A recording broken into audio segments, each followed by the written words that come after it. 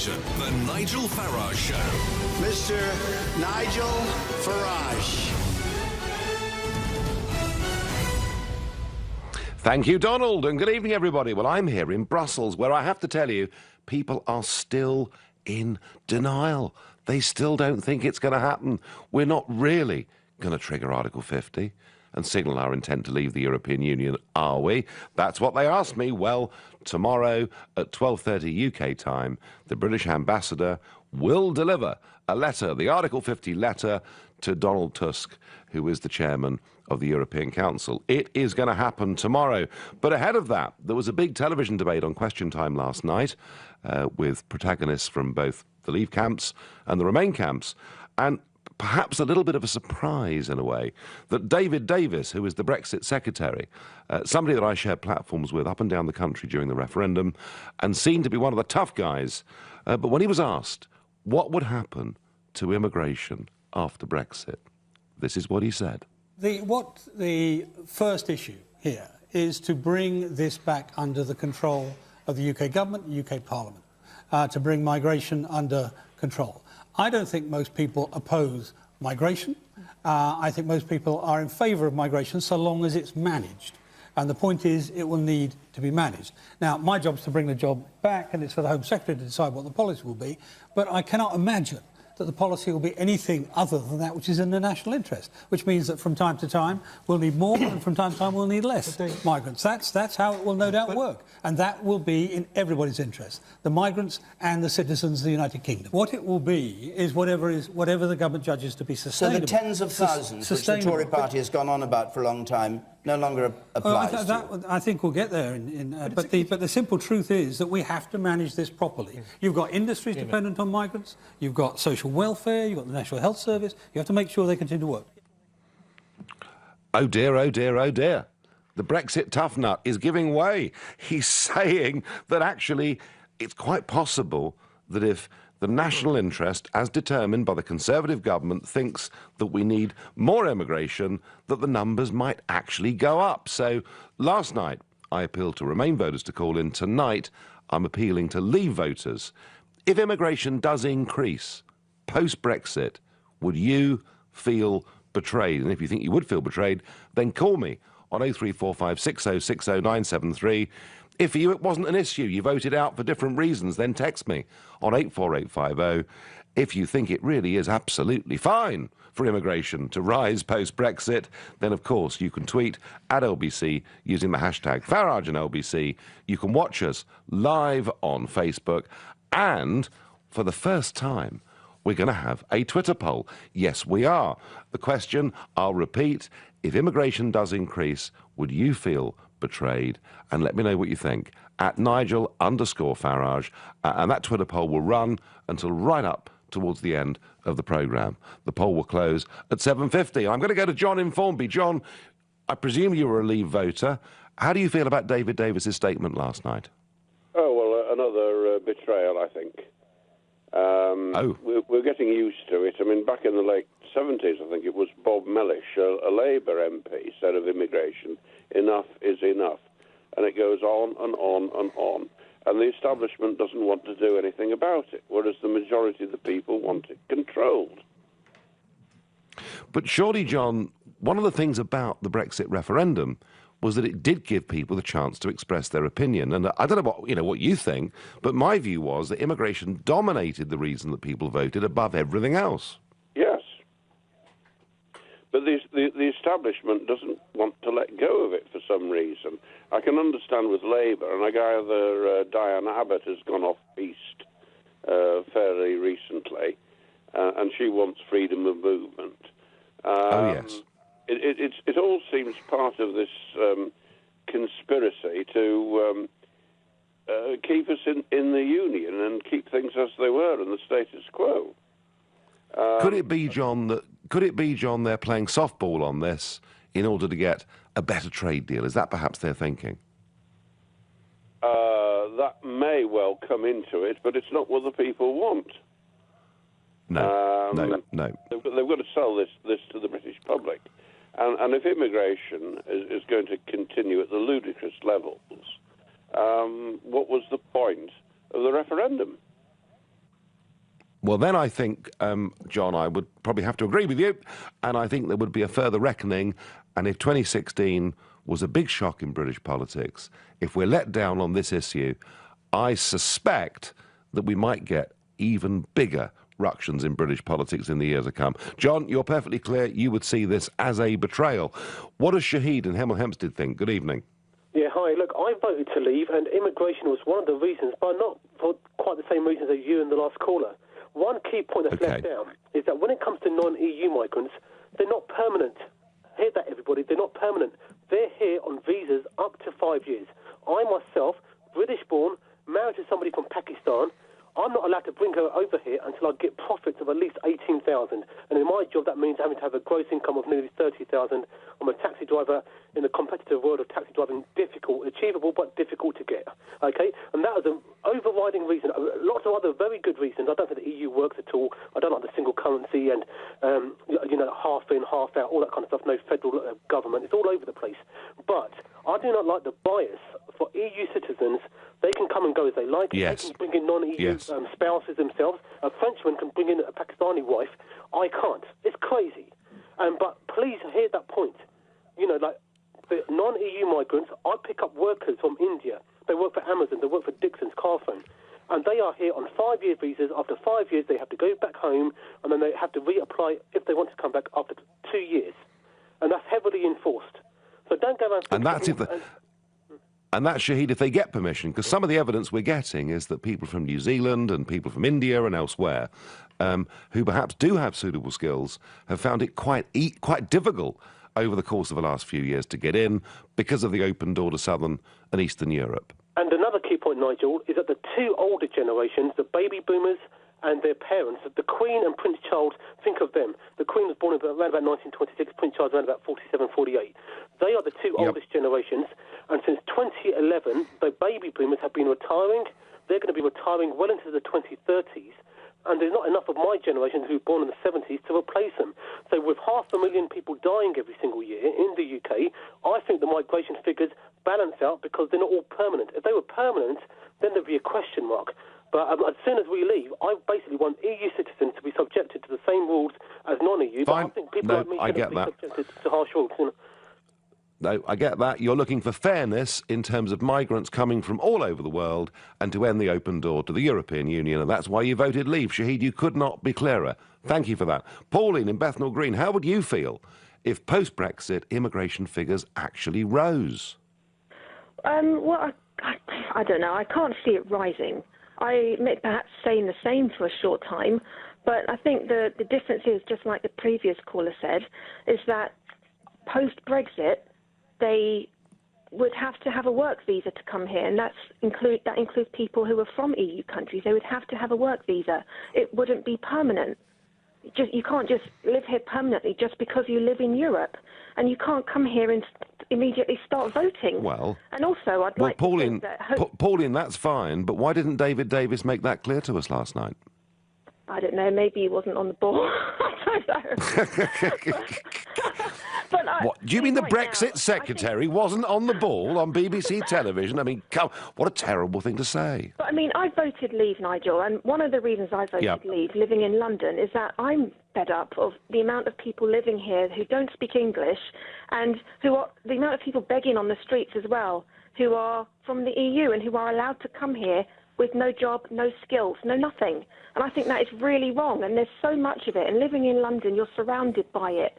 You barely hear the English language spoken here at the moment. And I would like to think that post-Brexit, you'd get a better calibre of migrant.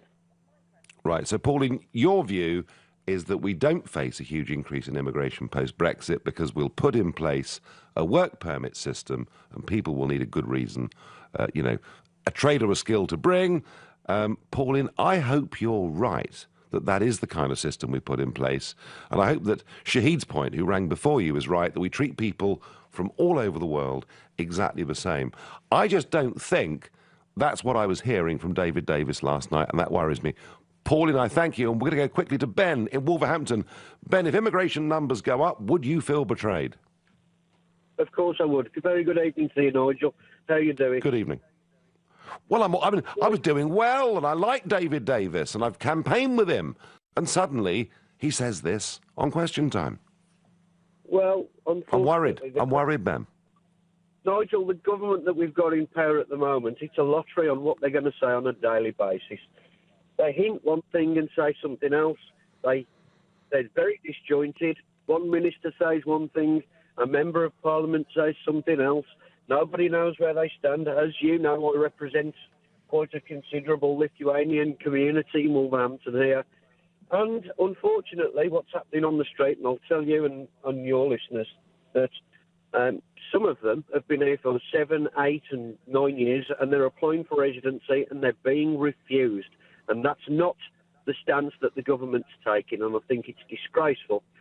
Now, when we eventually get to leave the European Union, when the negotiations are finished, yes, we're all going to feel a little bit betrayed, because the numbers probably will remain about the same, and that's not what we voted for, I don't think. Well, Ben, I tell you what, if that's what happens, I think people are going to be very, very justifiably angry, and I thank you for your call.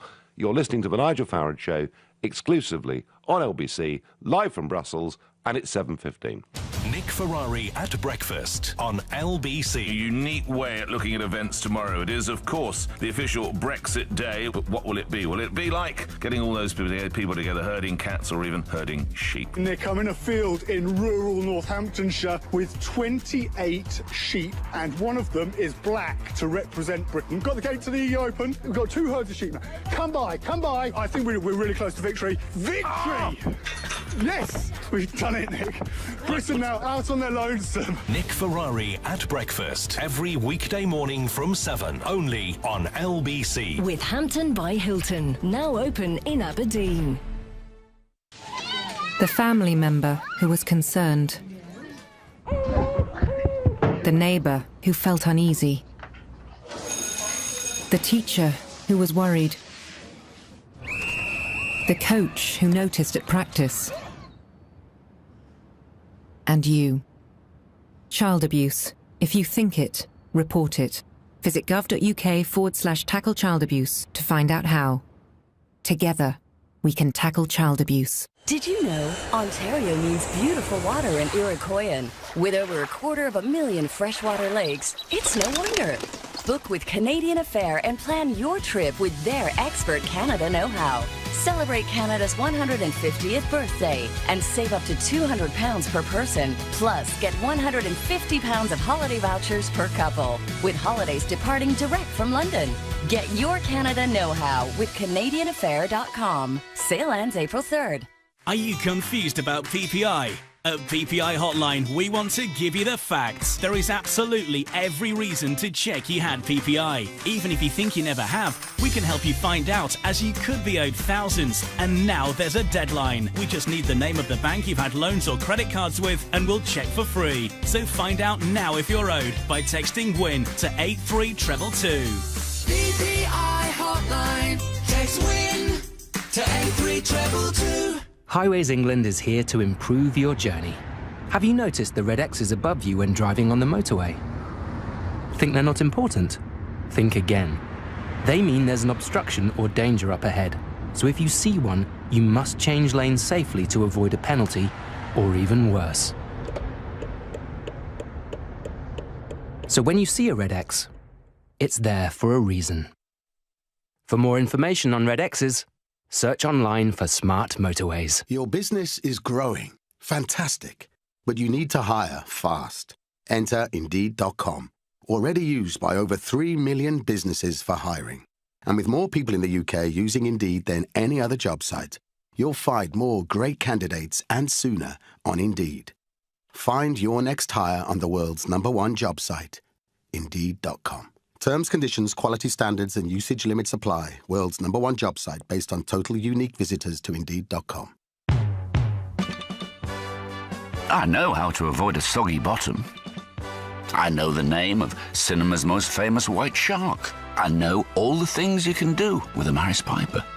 And I definitely know the TV show that made this music famous. But I don't know my state pension.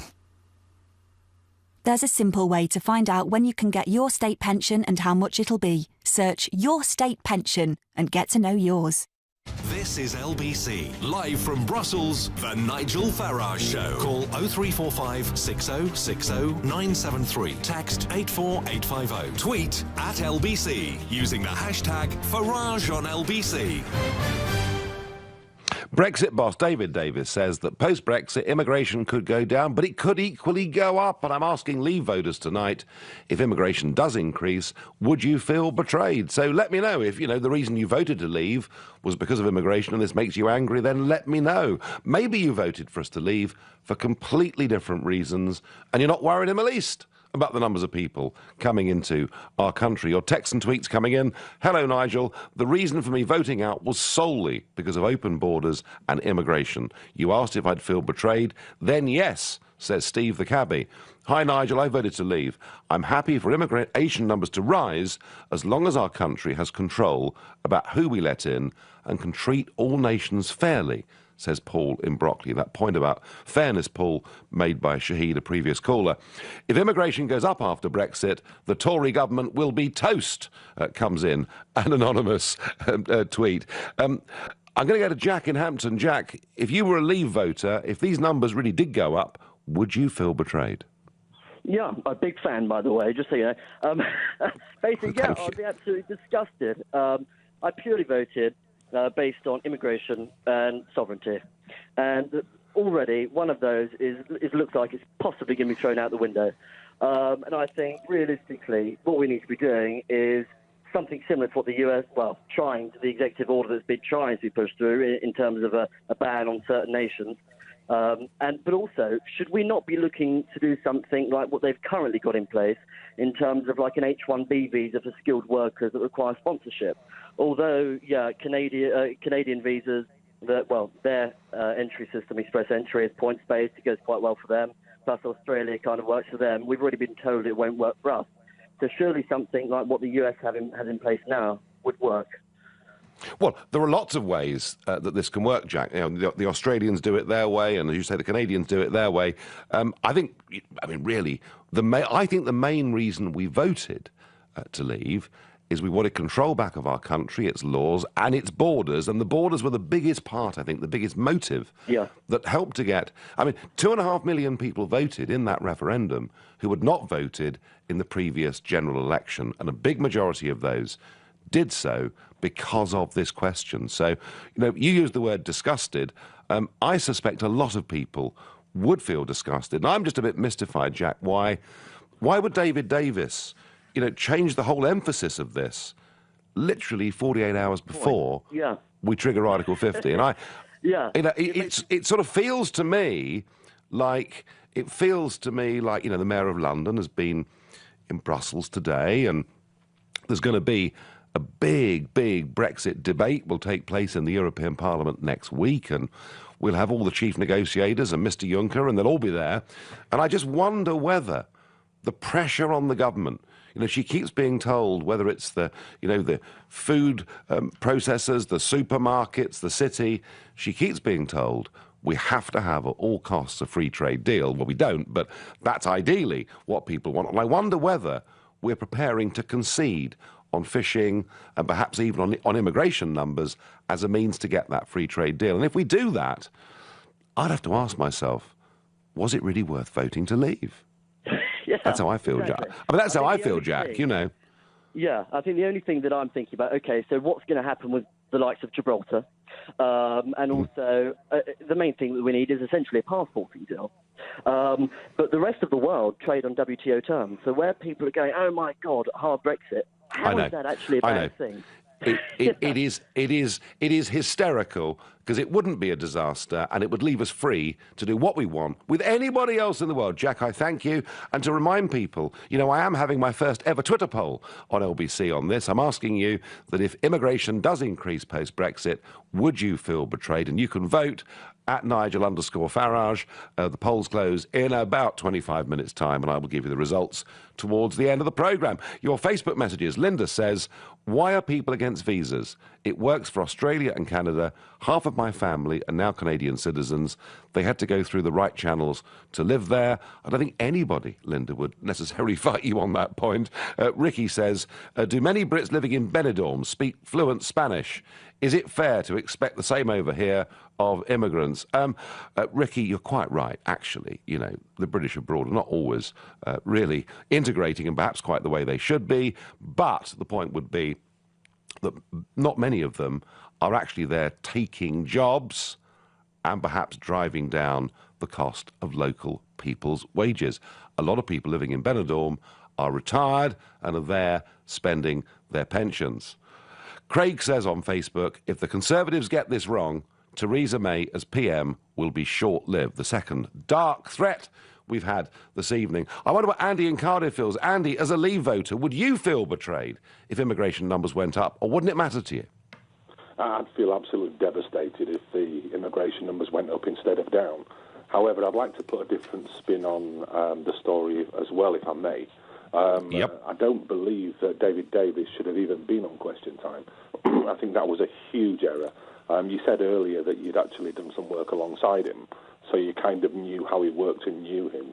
You'll know from that he kind of puts his integrity above all else, above his party, above his political life and everything else.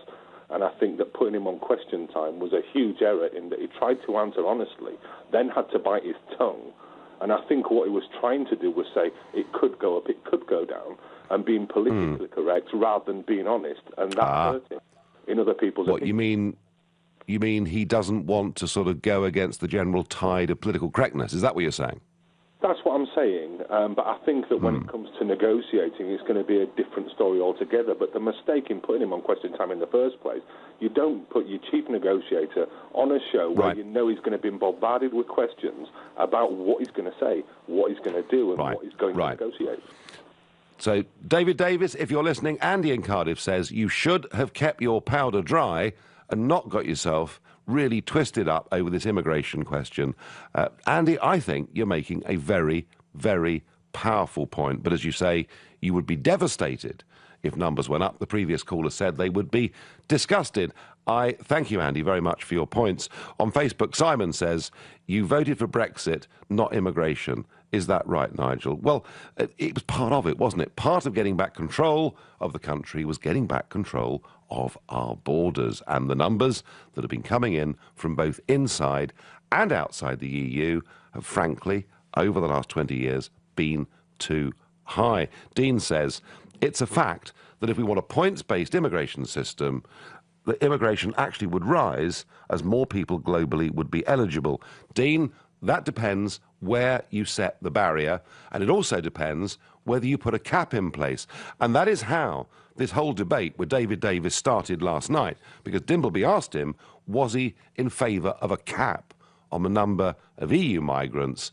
Then he said very clearly no, and then we got on to that our post-Brexit immigration policy would be that whatever the government judges to be sustainable. And you can read that in any way that you like. And, you know, our last caller made the point, perhaps wiser for David Davis not to have accepted the invitation and gone on that programme, because a lot of people who've been looking up to David Davis, I'm one of them. As I say, I campaign with him, I share platforms with him, and there is just this slight sense of unease ahead of this big historic triggering of Article 50 tomorrow amongst the Leavers. Andy in Ealing. Andrew in Ealing, good evening. Would you feel let down if immigration numbers went up? Well, I would be disappointed, but I think you're completely incorrect on this.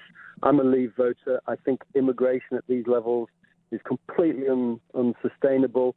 I do want a reduction in immigration, but I voted Leave to take back control, and it's up to our government or prospective government to put a manifesto forward about what they're going to do on immigration. And I think thanks to you, we can, in future, or we will be able to hold our government to account on immigration. But I think David Davis was absolutely right last night. The Brexit vote, and I voted Leave to take control back. I didn't give anybody the mandate to reduce immigration. It is what I would be wanting. But, yes, I get that. I get that, Andrew. You make the big point that it was about control, and obviously control of our borders was a key part of it. But don't you think that with a British public that had been told in the general election before Cameron became Prime Minister that if he became the boss, we'd reduce it to tens of thousands a year. We saw Theresa May as Home Secretary talking about big cuts to non-EU migration. Don't you think it would be a fair and reasonable assumption for those who voted to leave to expect to see immigration numbers fall pretty sharply? No, I don't. All right, fair enough. It was about taking back control and then being able to hold our government to account. That we do not control our borders currently. And thanks to you, in all honesty, the referendum occurred. But it is about now our government and future governments setting policy that's right for the country and what the people decide. And I will vote to reduce immigration. There's no two ways about it. But that's well, not Andrew, what my the point referendum is. was about. But Andrew, my point is, in a previous speech in Lithuania a few weeks ago, David Davis suggested that free movement of people may well continue well into the 2020s. Now, that would be a betrayal, wouldn't it? Oh, that would be a complete betrayal. Absolutely. Yeah. Okay, Andrew, I take your point. We did vote to give, sovereign parliaments the ability to make these decisions that we can judge at general elections. But I do actually believe that Leave voters had a realistic expectation of numbers falling. You're listening to the Nigel Farage Show exclusively on LBC. It's 7:30. Time for the news with Tim Humphrey. The Scottish Parliament has backed Nicola Sturgeon's call for the powers to hold a second independence referendum. MSPs voted 69 to 59 to mandate the First Minister to seek permission from the UK government for a ballot to be held between autumn 2018 and spring 2019. A Royal Marine convicted of killing a wounded Taliban fighter could walk free from prison in a few weeks after his murder conviction was reduced to manslaughter. Sergeant Alexander Blackman has already served more than 3 years in jail after being found guilty of the shooting in Afghanistan. Police are still questioning 2 men arrested in Birmingham in connection with last week's attack at Westminster. A 32-year-old woman arrested in Manchester on Friday has been released on bail. LBC weather, a few showers this evening, but they will soon clear. Mild overnight at 10 degrees, dry with sunny spells tomorrow and a high of 16 degrees. LBC Travel. Good evening, I'm Andy Lake. Well, starting off in Norbury, the A23 Streatham High Street is closed southbound and down to just one lane northbound. That's at Green Lane after a collision causing queues from Streatham Common north. The North Circular also queuing tonight westbound between the Easton Interchange and the Hanger Lane Gyratory, where 2 lanes are closed for emergency repairs to a burst water main. Into Hertfordshire now, the A10 in Cheshunt remains closed, heading away from London between College Road and Church Lane. That's for emergency resurfacing works after a fuel spillage. It's been causing bad delays all day. In Surrey, the A3 is solid heading into Guildford all the way from Putnam. There was a lane closed near the Wooden Bridge after a breakdown all day today. It's still taking about an hour to get through that queue, but all lanes look like they may have just reopened. Still horrible delays coming along the A31 and the B3000 because of this as well.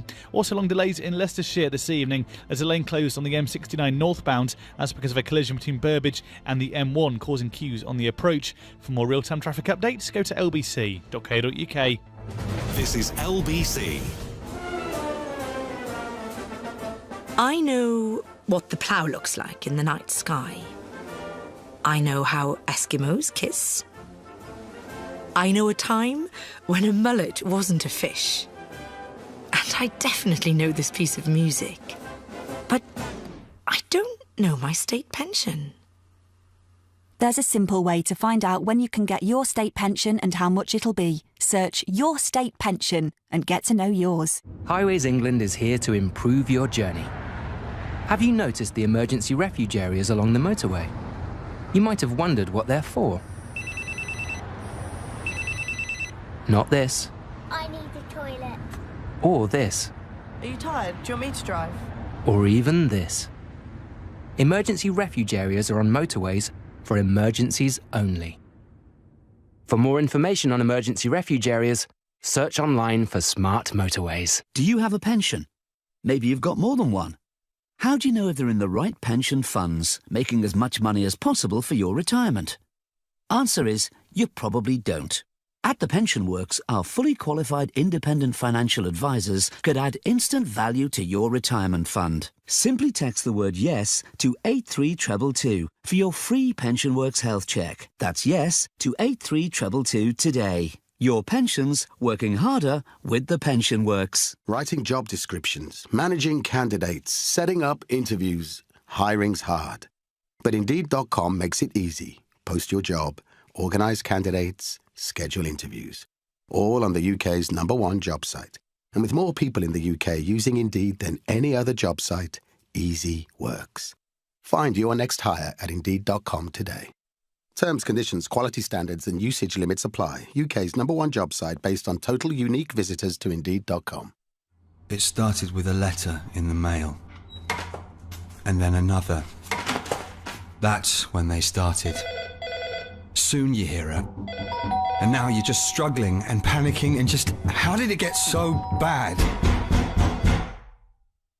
The more you hide from debt, the worse it becomes. Capitalise has been helping thousands of people across London manage their debt with free, impartial, face-to-face advice. Get help today at capitalise.org.uk. The family member who was concerned. The neighbour who felt uneasy. The teacher who was worried. The coach who noticed at practice. And you. Child abuse. If you think it, report it. Visit gov.uk/tackle child abuse to find out how. Together, we can tackle child abuse. This is LBC, live from Brussels, the Nigel Farage Show. Call 0345 6060 973. Text 84850. Tweet at LBC using the hashtag FarageOnLBC. Brexit boss David Davis said on Question Time last night that immigration numbers could even increase after Brexit. And I'm asking Leave voters tonight, we had Remainers ringing last night, I'm asking Leave voters, if immigration does increase, would you feel betrayed? And so far, I've had people telling me they'd be disappointed, disgusted, devastated. One caller made the point that actually all he was doing was voting to give the UK government control, and we'd vote on this in the future. And I get that point, but I think it was a realistic expectation of everyone that voted Brexit to expect to see the government to bring numbers down. And before we get to that, though, the breaking news this evening is that the Scottish Parliament have voted by 69 votes to 59 votes in favour of having another referendum. They want it to take place between the end of 18 and the spring of 19. Nicola Sturgeon says the vote must be respected. She wants to have a second independence referendum. And I don't know how many times I have to say, she would not be leading an independent country if, having left the United Kingdom, they joined the European Union and had their laws made somewhere else and foreign courts making decisions. So we're back to this question of would you as a Leave voter feel betrayed if immigration did increase? Rachel from Lancashire texts in to say, we need to get UK people to skill up before we rubber stamp endless immigration. Rachel, that is completely and utterly true. Why we have to have so many foreign nurses and doctors in Britain, well, I'll tell you why, because we're not training enough of our own. Another text here, I've been saying for a long time that the government will crumble when it gets to Brussels. I campaigned for Brexit. Reducing immigration was way on the top of my list. 300,000 net every year is madness, says Elaine. Let's get a view from the continent. Let's ask Gordon in the Netherlands what he makes of this question. Good evening, Nigel. I found last night that after watching David Davis, that he was backpedalling on, I would say, the Brexit promise that they'd bring immigration way down. And it has to come way down. You can't fit too many people into an island. This is ludicrous. Now, if he goes back on his word, and which I've got a feeling Theresa May will go back on her word, just to appease the left wing, then that's going to bring a whole new ball game. We can't carry on like this. Every social system will break down in the future, from the NHS to social care to councils and etc. We can't. Well, Gordon, it's not just the left wing they'd be appeasing. It's actually the big multinational businesses, because they love, don't they? They love open-door immigration because they want to keep wages as cheap as they possibly can. So there's pressure there too, isn't there?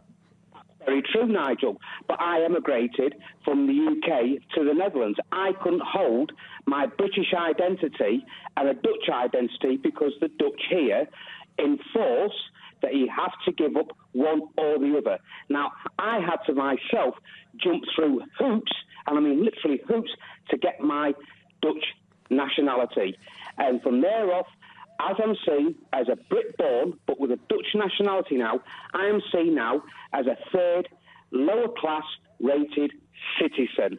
And now with the EU, now with the UK coming out of the EU, I'm in fear that I will get booted in the future back to the UK, because this is what this government is all about, and this is what David Davis is trying to block.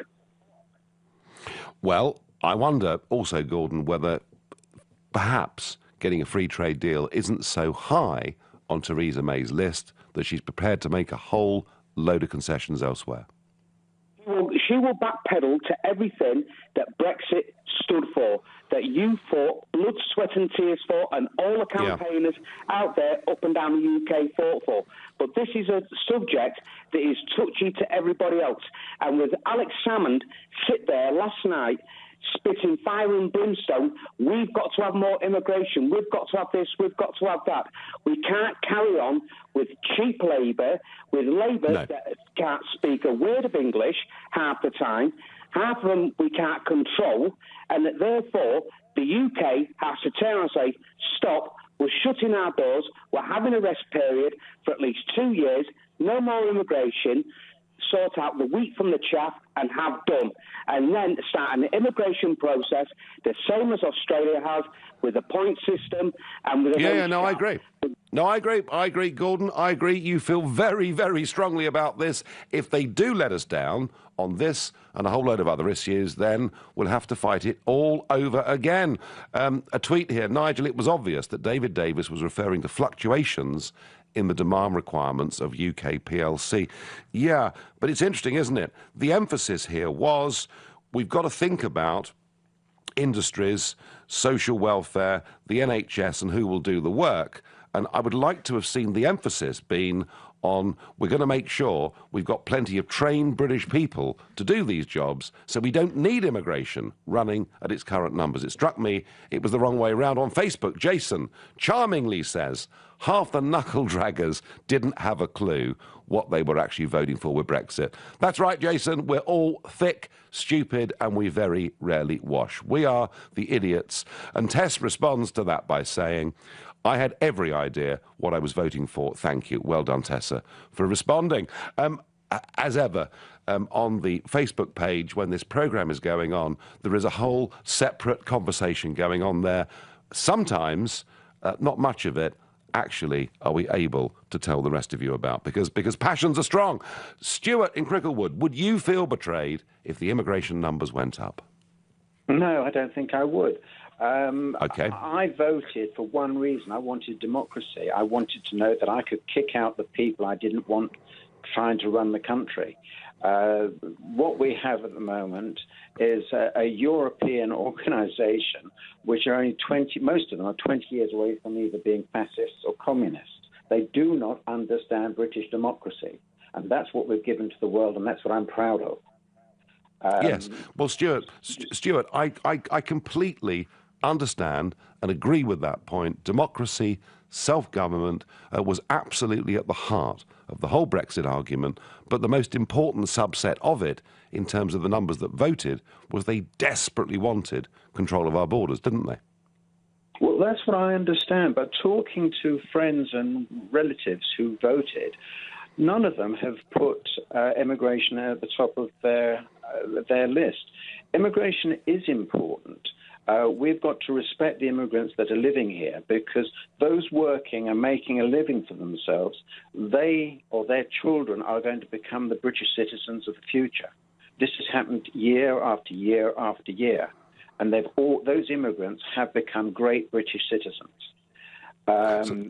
So let me ask you, Stuart, I mean, given, your basic democratic point, let's say Brexit does happen and happen properly. I'm beginning to ask myself, but let's say it does.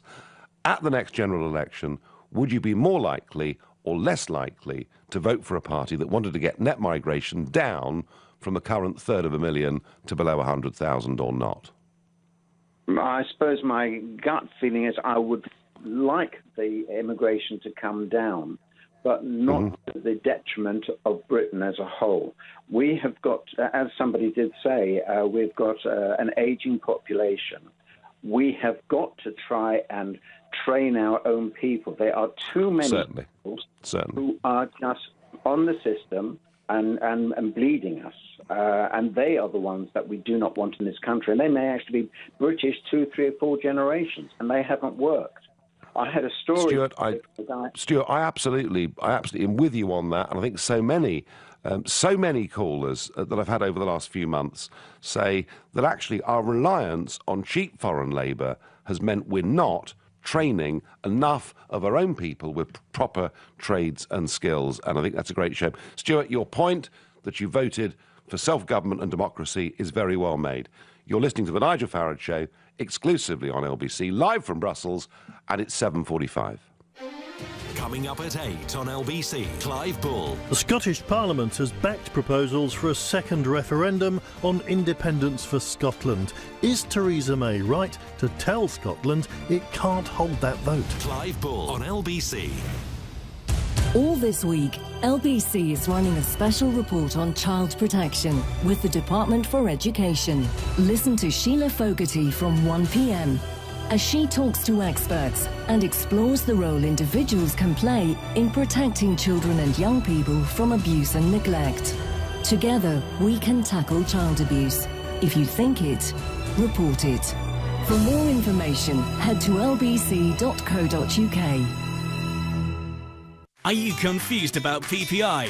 At PPI Hotline, we want to give you the facts. There is absolutely every reason to check you had PPI. Even if you think you never have, we can help you find out, as you could be owed thousands. And now there's a deadline. We just need the name of the bank you've had loans or credit cards with, and we'll check for free. So find out now if you're owed by texting WIN to 83222. PPI Hotline. Text WIN to 83222. I'm James. I'm in year 10. Last term we watched a film about penguin behaviour in maths. But weirdly, it helped me get how probability works. Random. The whole class thought it was random. I used a penguin documentary I saw to explain probability models. James laughed the most, but his grades improved the most too. I teach year 10. I'm Miss Ogan. Apply now, and you could get a £25,000 tax-free bursary to train as a teacher. Search Get Into Teaching. Subject to eligibility. Selected subjects only. Divorce. It threatens the things you've worked hard for in more ways than you can imagine. Your home, savings, pension, and most of all, your relationship with your children. Don't let divorce cost you any more than it has to. Cordell & Cordell is dedicated to helping men in matters relating to divorce. Call now on 0330 60 60 161 or visit cordellcordell.co.uk. Office in central London. A partner men can count on. The secret's out. Ray Morris Automatic Cars have been selling cars for over 50 years. With ultra-low mileage automatic cars from £5,000 to £25,000, they have the make and model to suit your budget. Ray Morris Automatic Cars in South East London, 10 minutes from the Dartford Tunnel. With over 300 automatic cars actually in stock, buy one today and drive it away. AutomaticCarSpecialist.com, the not-so-secret home of automatic cars. Zingflowers.com, fresh hand-tied bouquets with easy online ordering. Zing flowers are amazing every time. Let's talk about you. The I'll walk tomorrow you. The go on, I'll have a second helping you. The give us a minute love you. The heart disease you. So how about the enough is enough you?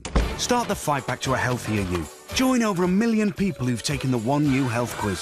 See how you score. Search 1U. The Nigel Farage Show, live from Brussels, only on LBC. Brexit tough guy David Davis has given some of us on the Leave side slight collywobbles when he said that immigration could possibly even go up after Brexit, depending on demand within the UK economy. And I'm asking Leave voters tonight to call me and to ask them this question. If immigration did increase, would you feel betrayed? Frank on Facebook says, if migrants have skills, great. If not, then we should be able to say bye-bye. Well, Frank, we're not actually talking about anyone that came here legally during that period being told they're not welcome any longer. What we are talking about, though, is a system, and I think, it has to be, a work permit, a point system, whatever the British government chooses to adopt. But you're absolutely right. We want people with skills who will speak English, who will integrate, who will get on in our community. And what we don't want is uncontrolled, mass, unskilled migration, which drives down wages, changes communities, puts massive pressure on, even getting a GP appointment, let alone your kids getting a house. And I fully accept that not everybody who voted Brexit did so to reduce immigration numbers, but I have a feeling the vast majority did. Brendan in Nottingham, were you one of those people who voted because you wanted to get numbers down? Absolutely, Nigel. More to the point, I wanted us to have a system that allowed quality incoming immigrants, basically. We don't need unskilled immigration. We have enough unskilled, unemployed people already. I mean, a lot of people who support immigration, and they try and make you feel guilty if you voted leave. They say, but these people that have come from European countries have been hard-working and they're net contributors. Can I just say a couple of things, Nigel? First of all, whatever a hard-working, tax-paying immigrant pays in tax is more than lost and gobbled up by the number of British people who are unemployed who could and should be doing that job. Basically, you can say, OK, I put this much in, I put that much out, therefore I'm a net contributor. But that net bit extra it won't be a splash on the cost of an unemployed person who's claiming benefit and housing benefit that should be doing your job and is laughing their backside off because they don't have to. Now, secondly... and there's healthcare costs too, aren't there, Brendan? And if they've got children, there's education costs. So, I take the general point you're making. Right. Now, the other thing is, and this is a point I'd like to make, Nigel, is people keep saying about we need immigration, da-da-da-da-da, because there's a growing ageing population. Can I please point out to those people coming to this country won't one day be pensioners themselves. Yeah, quite right. What would quite be the right. answer then? Even more immigration to pay for the pensioners, and then even more immigration to pay those pensioners. Yeah, and actually there's another issue here, Brendan, that everyone talks about the gross domestic product, and if we didn't have immigration running at these numbers, the economy would not be growing, we would, our growth would reduce by 0.1% every year. But what about the quality of life?